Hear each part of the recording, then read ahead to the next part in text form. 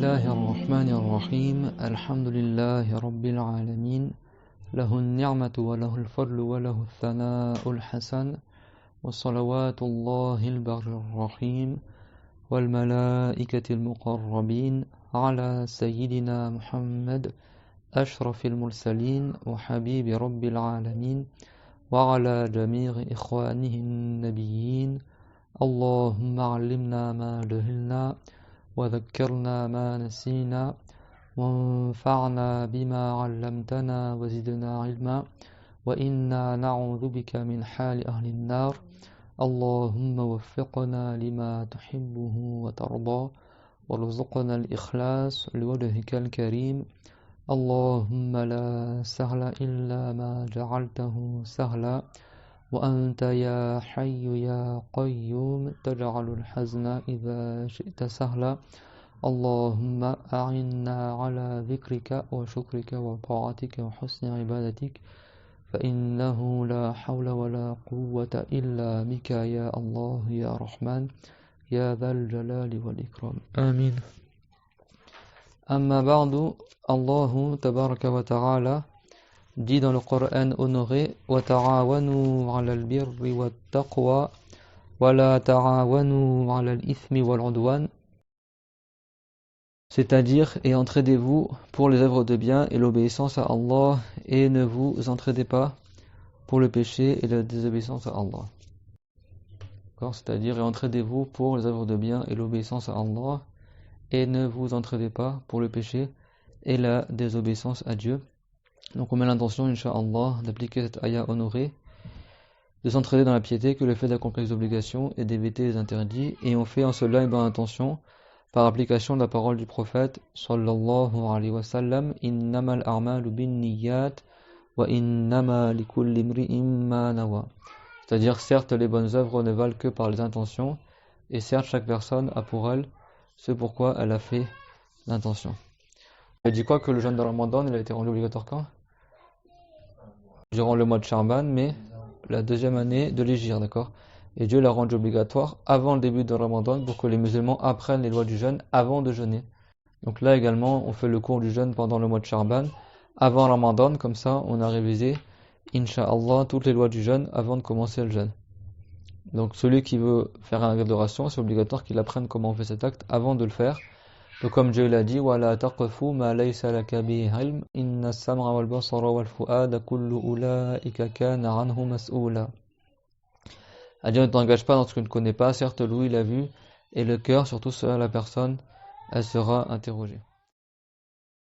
Donc continue Inch'Allah dans la suite du livre. وَلَا يَصِحُّ, donc c'est pas valable de jeûner de la part d'une femme qui a les menstrues et les louchis. Donc là, c'est pas valable et en plus, c'est pas aussi permis. D'accord, c'est interdit que la femme jeûne alors que le sang des menstrues ou le sang des louchis coule. Donc le sang des menstrues, c'est un sang qui sort de manière habituelle du vagin de la femme lorsqu'elle est en bonne santé et il sort au minimum environ 9 ans lunaire environ. C'est-à-dire que la femme avant cet âge-là, elle n'a pas de sang de menstrues. Mais dans certains pays, ils ont les menstrues tôt comme vers 9 ans. Certains pays chauds. Et ça, c'est le sang des menstrues. Son minimum est de 24 heures, son maximum est de 15 jours. Et il a des couleurs propres à lui. Il peut être rouge foncé. À la base, en général, il est rouge foncé, presque rouge bordeaux. Et il peut être rouge, rouge vif, rouge clair, rose, jaune, orange, marron. Tout ça, c'est parmi les couleurs du sang des menstrues. Et les savants ont détaillé sur cela, et ça, on l'apprend dans le chapitre des menstrues, que les sœurs doivent apprendre également. Et le sang des louchis, c'est le sang qui sort habituellement suite à l'accouchement. Parce que quand la femme elle est enceinte, ses menstrues s'accumulent dans son utérus, et le fait qu'elle a le bébé dans le ventre, ça l'empêche les menstrues de sortir. En général, des fois ça sort, mais des fois ça sort pas. Et en général, quand elle accouche, après, elle a du sang qui coule pendant maximum 60 jours. Il y a comme des menstrues, quoi. Et ça, on appelle ça le sang des louchis. Donc, quand ce sang-là, il coule, que ce soit les menstrues et les louchis, c'est haram pour la femme, c'est interdit qu'elle jeûne. Également, c'est pas valable de sa part qu'elle jeûne. En général, le mois, elle n'est pas dépourvu de menstrues. Elle a maximum 2 semaines de menstrues dans un mois. Soit 2 semaines en continu, ou soit 2 semaines en discontinu, mais dans une période totale accumulée de 15 jours. et on est dans une tranche de 15 jours, et que ça s'est accumulé en accumulant les heures, sans dépasser le 15e jour depuis le début de l'apparition du sang, et ça on a déjà parlé un peu des menstrues quand on avait vu le cours sur la purification. C'est-à-dire que tant que le sang descend de la femme qu'elle est menstrue, ou des lochis, eh ben c'est interdit qu'elle jeûne et c'est pas valable qu'elle jeûne. En revanche, si le sang a arrêté de couler, là dans ce cas-là, elle a le droit de jeûner.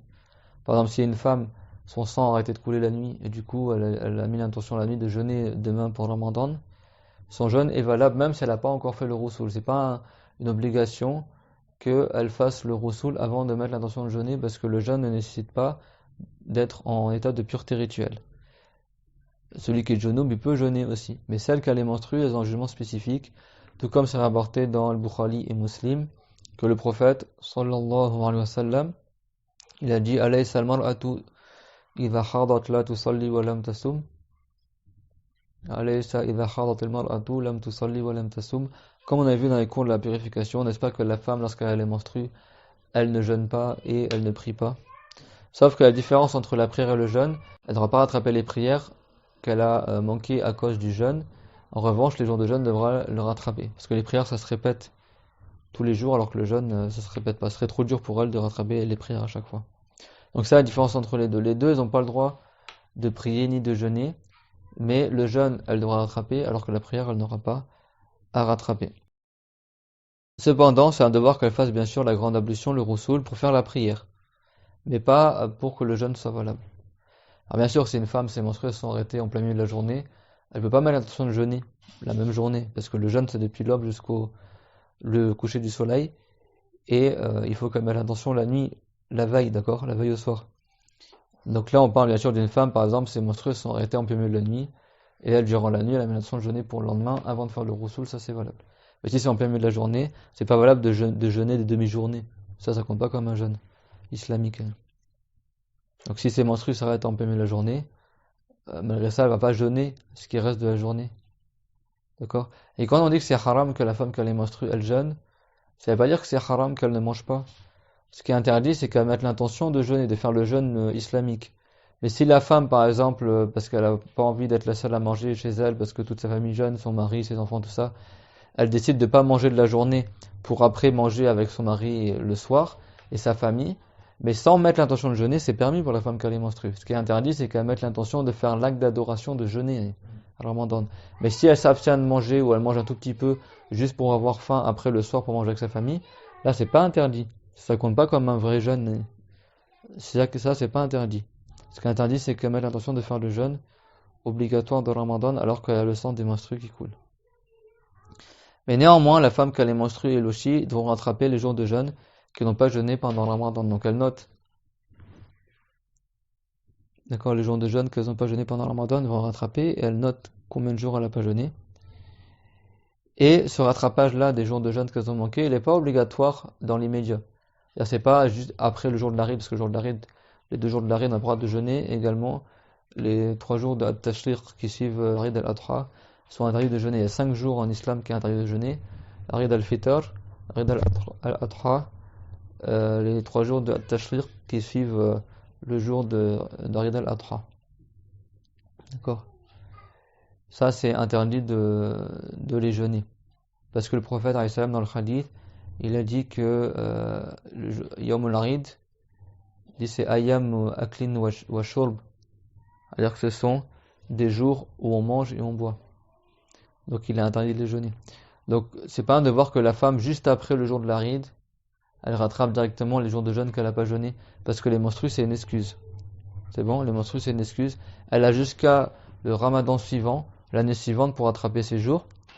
Et si le Ramadan suivant est arrivé et qu'elle avait toujours pas rattrapé les jours de jeûne qu'elle a manqué à cause des menstrues des lochis du Ramadan de l'année dernière, dans ce cas-là, elle tombe dans le péché et elle devra donner, en plus du rattrapage de chaque jour qu'elle a manqué, elle devra donner un plein de 2 mains jointes de la nourriture de base du pays, du blé par exemple, un moud, ce qu'on appelle en arabe la fidya, d'accord? Parce que normalement, celui qui est malade, on a vu dans le cours dernier, je crois, celui qui est malade et qui, on n'espère pas la guérison, quand il ne peut pas jeûner, tous les jours, il donne la fidya. C'est-à-dire qu'avant le coucher du soleil, il trouve un pauvre musulman et lui donne dans l'école de Chaféry, le plein de 2 mains jointes de blé, par exemple, de la nature de base du pays. La nature de base du pays. Dans certaines écoles, ils donnent de quoi la personne allait pour manger, quoi. De quoi manger pour midi et le soir. Bon, un sandwich, par exemple, quelque chose comme ça. Ça, c'est permis chez certaines écoles, comme chez les Hanafites. Dans l'école de Chaféry, c'est un plein de 2 mains jointes, un moud. La femme qui n'a pas rattrapé à temps son mois de Ramadan jusqu'à que le Ramadan suivant il est rentré, dans ce cas-là, en plus du rattrapage, elle devra donner pour chaque jour un moud, la fidya. Et si elle attend 2 ans, elle devra 2 fidyas pour chaque jour. Si c'est 3 ans, 3 fidyas. Et les fidyas, elles se multiplient avec la multiplication des années dans lesquelles elles retardent le rattrapage du jeûne. Chez les Hanafites, la femme, elle tombe pas dans le péché avoir retardé son rattrapage jusqu'après le Ramadan suivant. Et elle n'a pas non plus de fidya à verser. Mais si la femme veut sortir de la divergence et prendre de la précaution, elle fait en sorte de rattraper avant que le Ramadan suivant arrive, parce qu'après aussi les jours de jeûne ils s'accumulent et ça peut être encore plus difficile pour elle de rattraper. Et ça, on parle d'une femme, bien sûr, elle a une excuse, parce qu'elle avait les menstrues et l'ouchi. En revanche, si un homme ou une femme, il annule son jeûne ou il jeûne pas sans excuse, juste par paresse, il ne veut pas jeûner par exemple, et ben lui, il va pas attendre avant le Ramadan suivant pour les rattraper, il doit rattraper obligatoirement juste après le jour de l'Aïd, dans l'immédiat. Donc dans l'immédiat ici pour le jeûne de Ramadan, ça va pas être le jour de l'Aïd juste après le premier de Shawwal, parce que là c'est haram de jeûner le jour de l'Aïd. Mais ça va être le deuxième de Shawwal, il commence à rattraper son jeûne. Ça c'est pour ceux qui ont annulé leur jeûne sans excuse. C'est pas quelqu'un, par exemple, il a oublié qu'il est en train de jeûner, il a mangé, il a oublié, là ça annule pas le jeûne. Ou quelqu'un, il savait pas que telle ou telle chose était interdit de le faire pendant le Ramadan. Par exemple, il savait pas que fumer c'est interdit pendant le Ramadan. Là son jeûne il est pas annulé, même s'il a fumé. D'accord? Mais là c'est quelqu'un qui est ignorant du jugement que c'est interdit durant le Ramadan. Pas le jugement de quelqu'un qui sait pas que c'est annule. Si quelqu'un il sait que c'est interdit de faire ça pendant le Ramadan, mais il sait pas que c'est annule, son jeûne est quand même annulé s'il le fait. Celui qui est excusé, pas pour le péché, dans tous les cas c'est haram de faire quelque chose qui est interdit pendant le Ramadan. Mais si quelqu'un ne savait pas que cette chose-là annulative, elle était interdite pendant le Ramadan et il l'a fait, il tombe dans le péché d'avoir fait un interdit pendant le jeûne, mais son jeûne reste valable. D'accord? Par exemple, quelqu'un ne savait pas que si l'eau elle rentre dans l'oreille, par exemple, à l'intérieur de la tête, que ça annule le jeûne. Sur un avis, ça annule le jeûne. Lui, il pensait que c'était permis. Donc il a pris une douche pendant le Ramadan et l'eau elle est rentrée dans ses oreilles. Et il savait pas que ça annulait le jeûne. Il savait pas que c'était interdit par exemple, de mettre de l'eau dans son oreille pendant le Ramadan, selon un avis. Son jeûne n'est pas annulé, mais il tombe dans le péché d'avoir fait un interdit. S'il a pris l'avis que c'est interdit que ça annule le jeûne, de mettre l'eau dans l'oreille. Quelqu'un par exemple savait pas que mettre un suppositoire pendant le Ramadan ça annule le jeûne. Et lui, s'il savait pas que ça annule le jeûne, ça l'excuse pas pour que le jeûne soit annulé. Mais si lui, il savait pas que c'est haram de faire ça pendant le Ramadan, parce qu'il fait rentrer une substance dans son corps par une voie ouverte, qui est un volume, s'il savait pas que c'est interdit, son jeûne il reste valable, mais il tombe dans le péché d'avoir fait un annulatif. Donc ça, c'est pour tous les annulatifs du jeûne de Ramadan. Que ce soit le rapport sexuel, quelqu'un par exemple, savait pas que c'est interdit de faire un rapport sexuel durant la journée. Pas durant la nuit, mais durant la journée de Ramadan. Au début, c'était interdit durant la nuit et la journée. Après, Dieu il a allégé le jugement à l'époque du prophète, et il a révélé dans le Coran que maintenant, on a le droit durant la nuit de faire le rapport avec notre épouse. Et quelqu'un, il savait pas que durant la journée, c'est haram. Il pensait que le jeûne, c'est que pas manger et pas boire. Si quelqu'un, il savait pas que c'est interdit de faire le rapport sexuel avec son épouse durant la journée de Ramadan, son jeûne, il est pas annulé, mais il tombe dans le haram. D'accord? C'est pas la fornication qu'il a fait. Malgré ça, il a fait un interdit qu'il faut pas faire pendant la journée de Ramadan.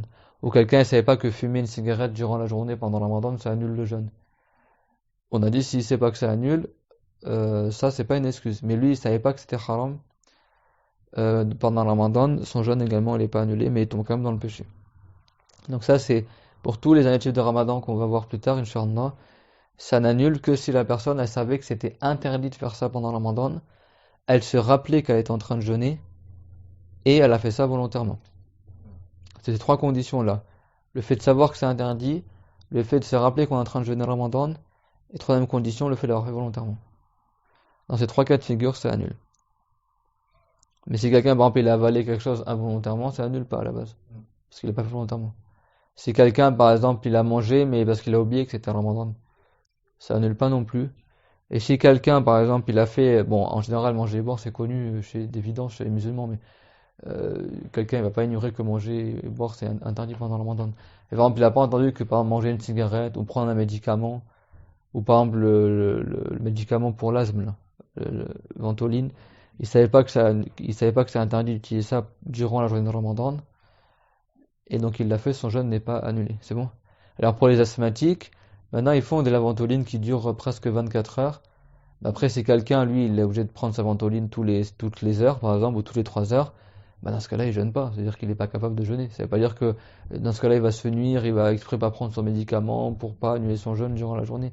Si quelqu'un est diabétique ou il est asthmatique et il peut pas supporter le jeûne, bah dans ce cas-là, il y a une excuse. Si on espère qu'il guérisse, bah dans ce cas-là, il attend d'aller mieux pour attraper ses jours. S'il n'y a pas d'espoir qu'il guérisse de manière habituelle, et ben dans ce cas-là, il remplace les jours de jeûne. Tous les jours pendant le ramadan, il donne une fidya à un pauvre. Il donne pas 30 fidyas d'un coup. Tous les jours, au jour le jour, comme ça, il donne la fidya au pauvre. Après, le lendemain, il donne au pauvre avant le maghreb. Sinon, c'est haram, il est dans l'école de Shafi'i à la base.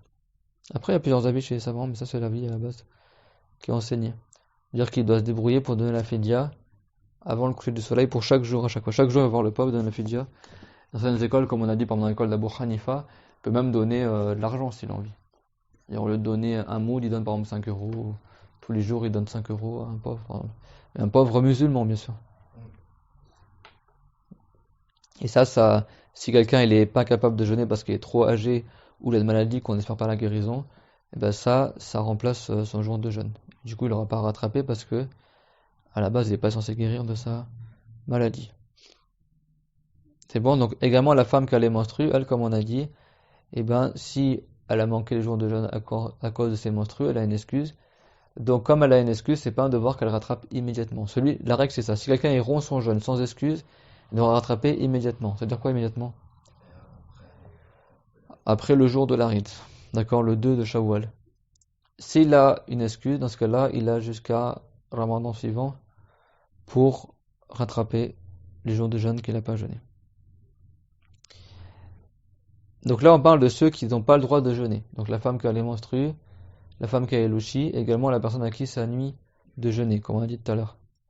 Maintenant, on va parler de pour qui la personne elle a le droit, c'est qui la personne qui a le droit de rompre son jeûne. C'est-à-dire que c'est pas haram qu'elle jeûne, elle a le droit de jeûner, mais elle a le droit aussi de ne pas jeûner si elle a envie. C'est bon? Et ben ça c'est permis, premier cas de figure, pour le voyageur qui voyage un voyage lui permettant de raccourcir les prières. Donc c'est 16 falsar, 16 farsanges en français. Donc les savants, ils ont estimé, il y a plusieurs avis. Selon un avis, c'est 134 km environ. Selon un avis, c'est 80 km environ. Et selon un avis, c'est environ 45 km. D'accord? Donc ça, c'est ce qu'on appelle un voyage qui est long, qui permet de raccourcir les prières. Ce voyage-là, si la personne elle le fait de manière licite, c'est pas, par exemple, quelqu'un il voyage pour aller frapper un musulman injustement, ou il voyage pour faire la fornication, ou il voyage pour faire quelque chose qui est interdit. Si le but de son voyage il est interdit, ou une femme qui voyage sans le voile, ou qui voyage sans mahram, etc. Ça, si le voyage il est interdit, il n'a pas le droit de profiter des autorisations du voyageur, ce qu'on appelle l'ursa. L'ursa, c'est une autorisation qui permet de faire au voyageur le raccourcissement des prières, dans ce cas de figure ici, de rassembler les prières qui se rassemblent entre elles, comme le Dhuhr avec le Asr, le avec le Risha, et également il a le droit de ne pas jeûner pendant le Ramadan. Et si ça présente une difficulté dans son voyage de jeûner, parce que dans le passé il voyageait à pied, etc., le mieux c'est qu'il ne jeûne pas. Comme a dit le prophète, alayhi salatu wassalam, laysa min al-birri as-siyamu fi safar.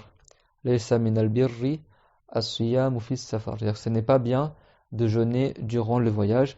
Et les savants, ils ont interprété ce hadith, savants chaférites, par le fait que c'est dans le cas où ça représente une difficulté pour lui de jeûner alors qu'il est en train de voyager. Dans ce cas-là, le mieux c'est qu'il ne jeûne pas.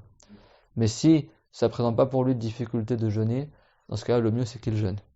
Comme aujourd'hui, tu voyages en avion, etc. Comme ça, parce que même si tu rattrapes ton jeûne avec une excuse après le Ramadan, tu n'auras pas la même baraka que durant le Ramadan. Donc ça que le mieux c'est qu'il jeûne pendant le Ramadan s'il est capable. Si c'est trop difficile, même si c'est pas difficile, hein, même si c'est un voyage très confortable, il a le droit de pas jeûner. À condition que son voyage il fasse cette distance-là, qui est une distance qu'on appelle qasar, une distance qui permet de raccourcir les prières. Environ 100 km ou 80 km, et 134 km ou 80 km ou environ 45 km. C'est bon? Les savants, ils ont divergé en fonction du mille, et combien ça vaut un falsar et combien ça vaut le mille, etc. Après, ça donne plusieurs, selon Shafi'ite et Malikite, ça donne plusieurs avis. Il y a 3 avis en général. Et donc ça, on le verra tout à l'heure, Inch'Allah. Tabaraka wa ta'ala. Dans l'école de Shafi'i, il y a 3 avis pour quantifier le mille. Mille, c'est une unité de mesure en arabe. Et donc il y en a, ils ont dit c'est 2000 coudées, il y en a, ils ont dit c'est 3500 coudées, il y en a, ils ont dit c'est 6000 coudées. Et en fonction de chaque avis, ça donne un kilométrage différent. Mais en gros, si tu arrondis au kilométrage, ça donne environ 134 km, 80 km et 45 km. Je veux dire l'avis que tu veux, Annie. Après, bon, le plus précautionneux, c'est de prendre 80 ou 134. Après, il y a des conditions, bien sûr, faut qu'il voyage avant l'aube, d'accord, avant que le jour de jeûne commence. Donc si quelqu'un fait un voyage de 10 km ou 20 km, il n'a pas le droit de rompre son jeûne.